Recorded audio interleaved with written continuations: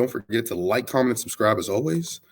Let's move on to Christmas Day. At first, we have the Knicks versus the Bucks. The Bucks are second in the Eastern Conference at 21-7, 8-2 over the last 10.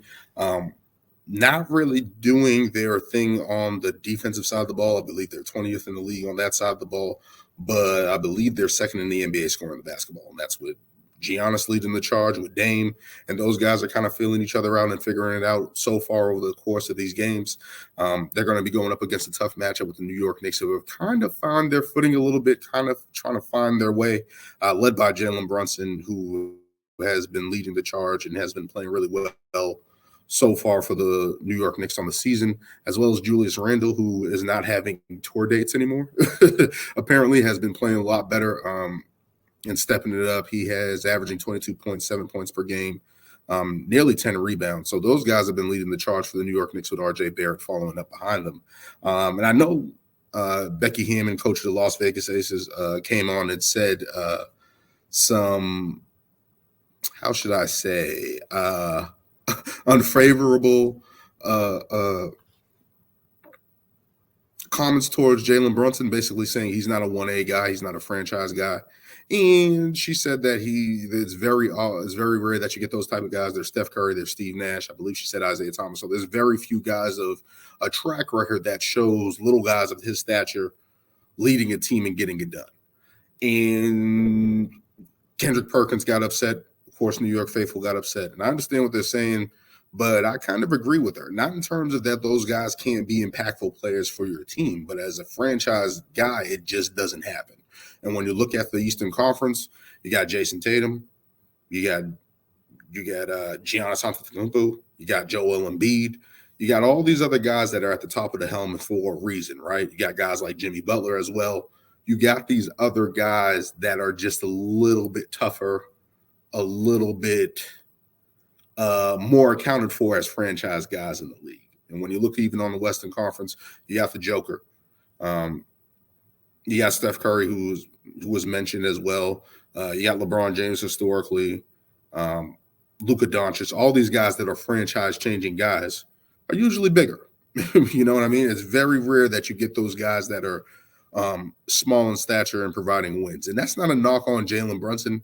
Jalen Brunson can be a Kyrie Irving type player. I believe that as in the NBA, he can be that type of player where a franchise guy who needs help, Jalen Brunson's that good support system, right? Like that's what Dallas did good when they had him with Luka Doncic, and they provided and we saw the instant regret that they had when he wasn't there. But now we have Kyrie Irving, you got Dante Exum playing well next to Luka Doncic, so there's that. But in terms of what Jalen Brunson brings to the table, efficient, he's going to be tough, he's going to get to the line, he's going to score, he's going to get buckets.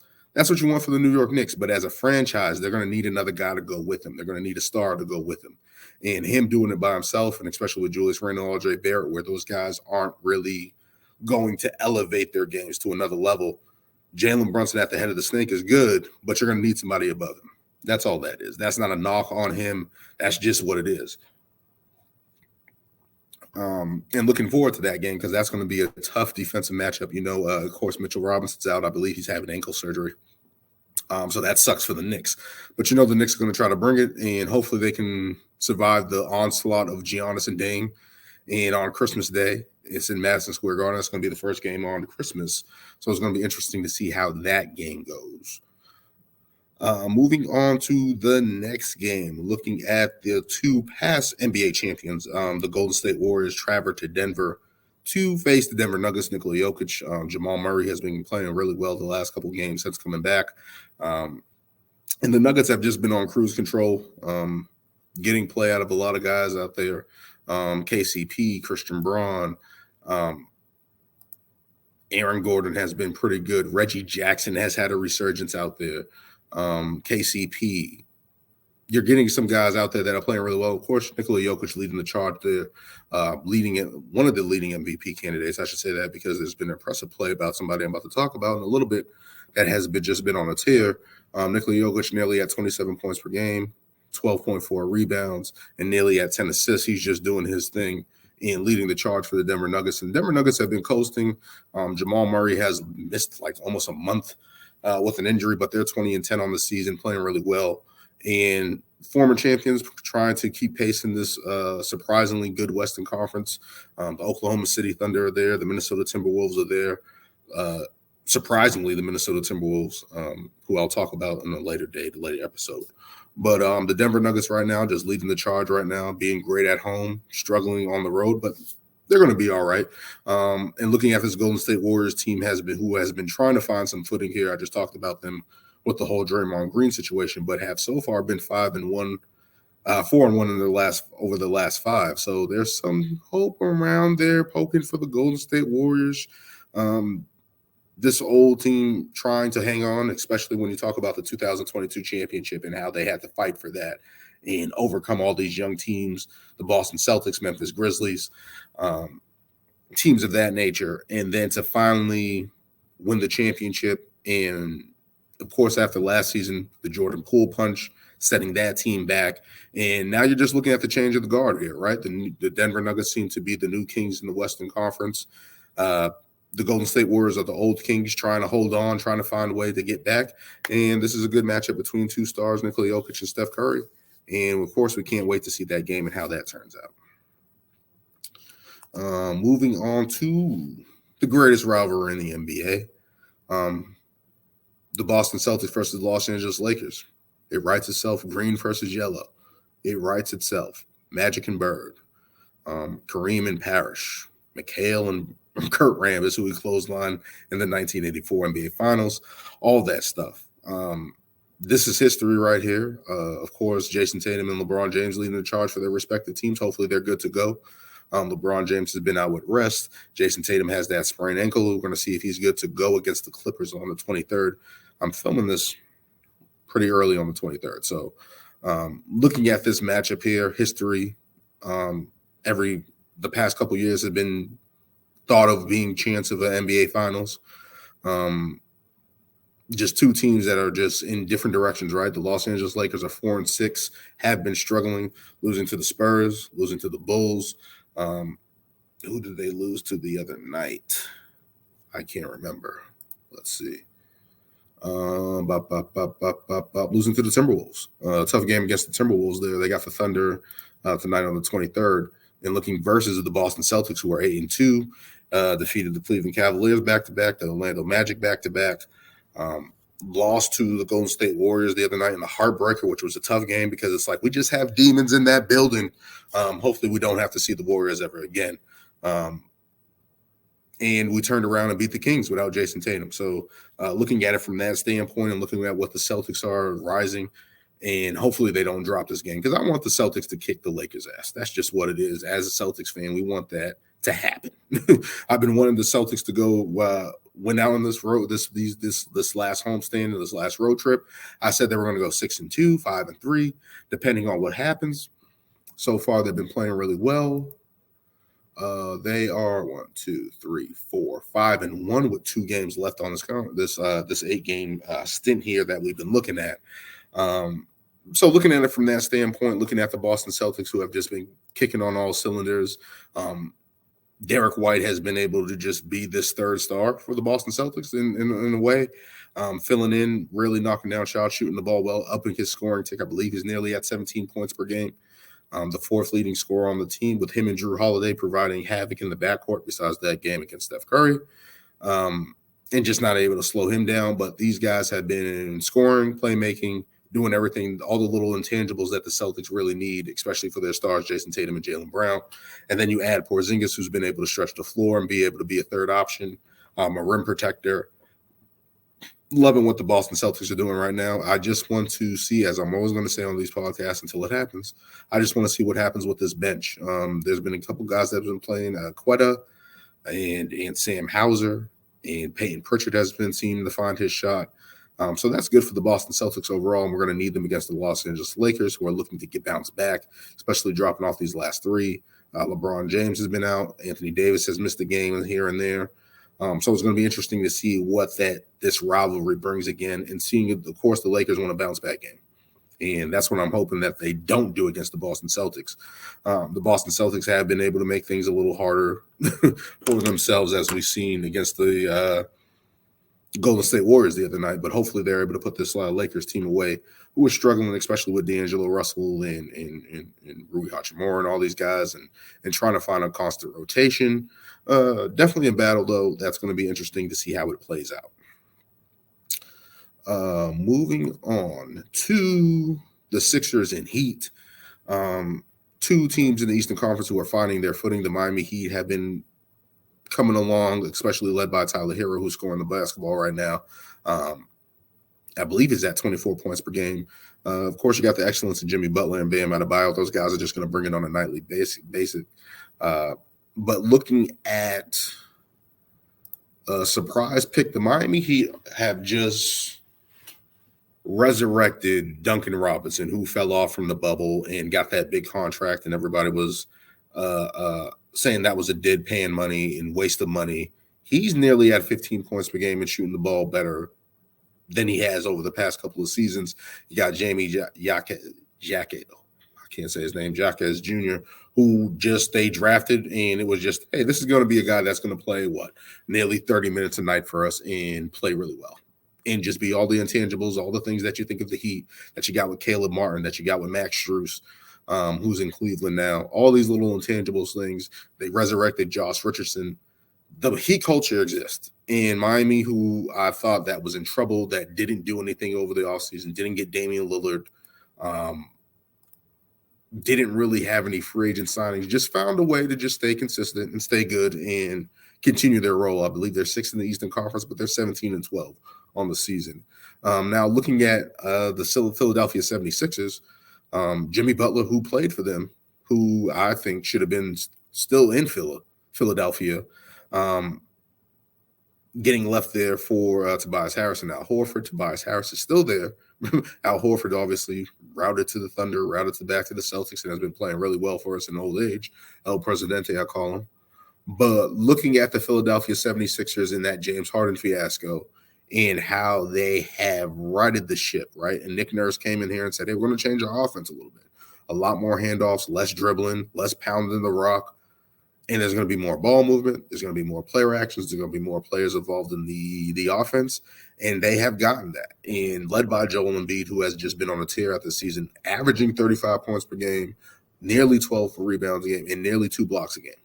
So looking at what Joel Embiid is bringing to the table on a nightly basis for this team and basically saving this team, who is 20-8 right now, and 3rd in the Eastern Conference, just looking at what Joel Embiid is doing on the season for this team that was supposed to be dead after the James Harden trade, and everyone thinking, hey, this is not going to work, whatever the case may be. Tyrese Maxey, no James Harden, all this other stuff. James Harden, Tyrese Maxey couldn't wait for James Harden to leave because he was rubbing his hands together like Birdman. And so far, he's been fantastic, 26 points per game on the season, nearly 7 assists. Now, Tyrese Maxey, we thought as a heat check guy, he can go get some buckets and stuff like that, but I didn't think he was going to be a playmaker.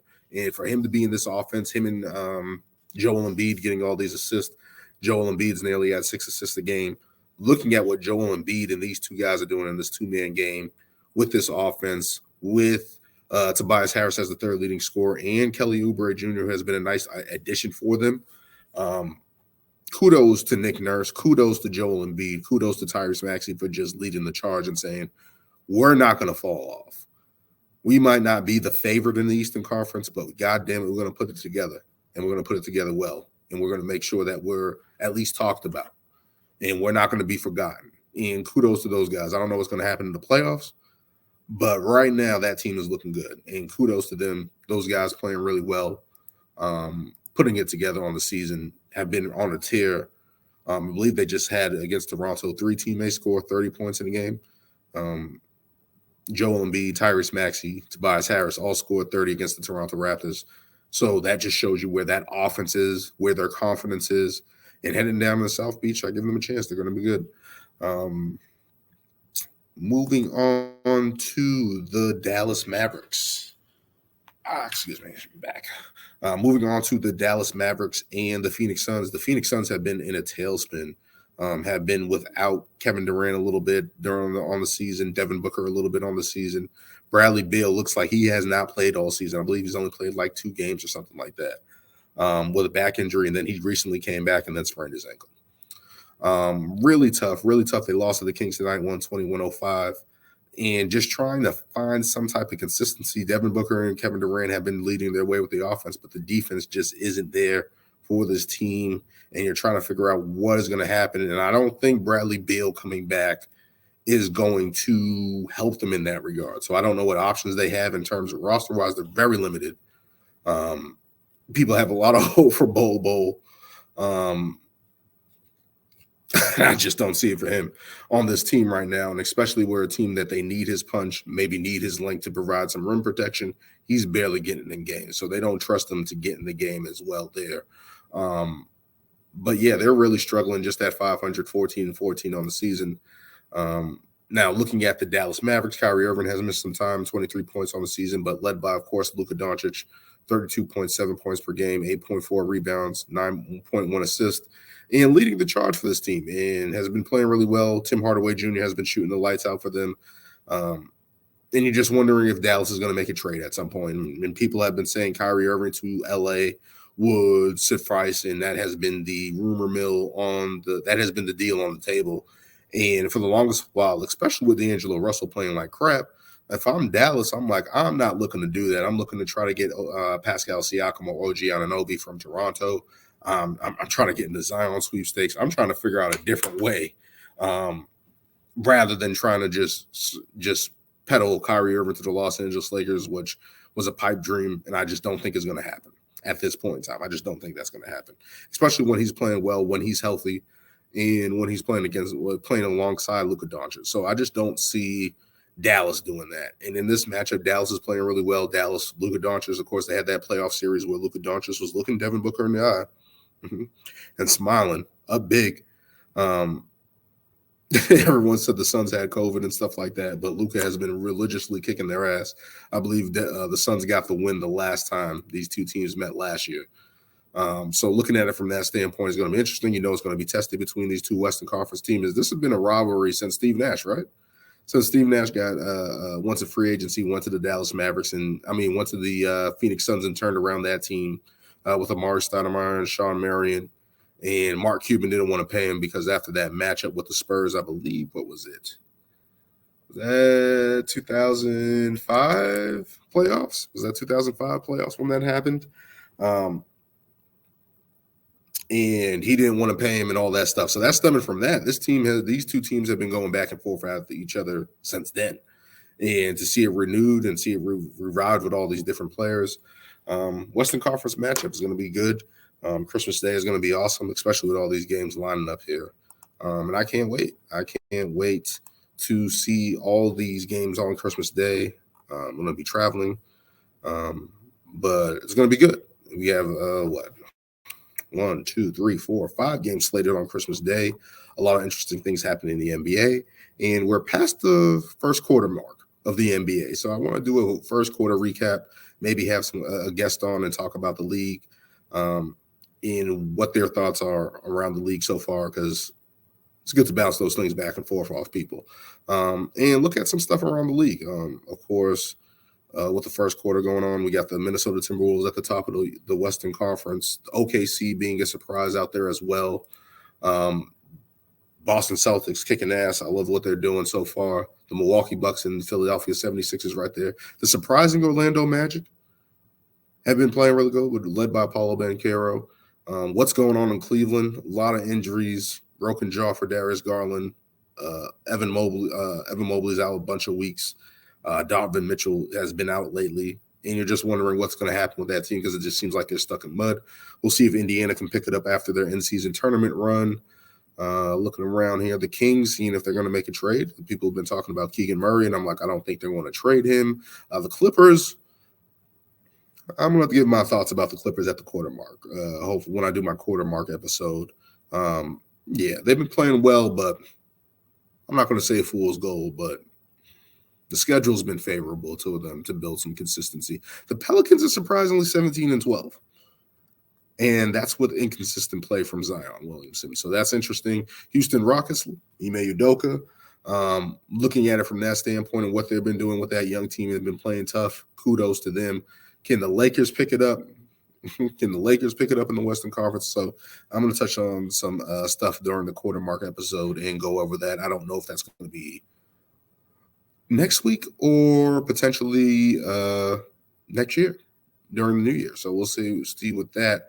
But keep supporting the channel. Don't forget to like, comment, and subscribe. As always, continue to show support for Ring Takes, my wrestling podcast with Brian and Lewis. Been getting a lot of feedback on that. Continue to do that. Continue to like, comment, and subscribe. Loving what I'm seeing. Thank you guys so much. If I don't see you for the rest of this year, I'll be checking in next year with a brand new episode. But thank you for joining me as always. And until next time.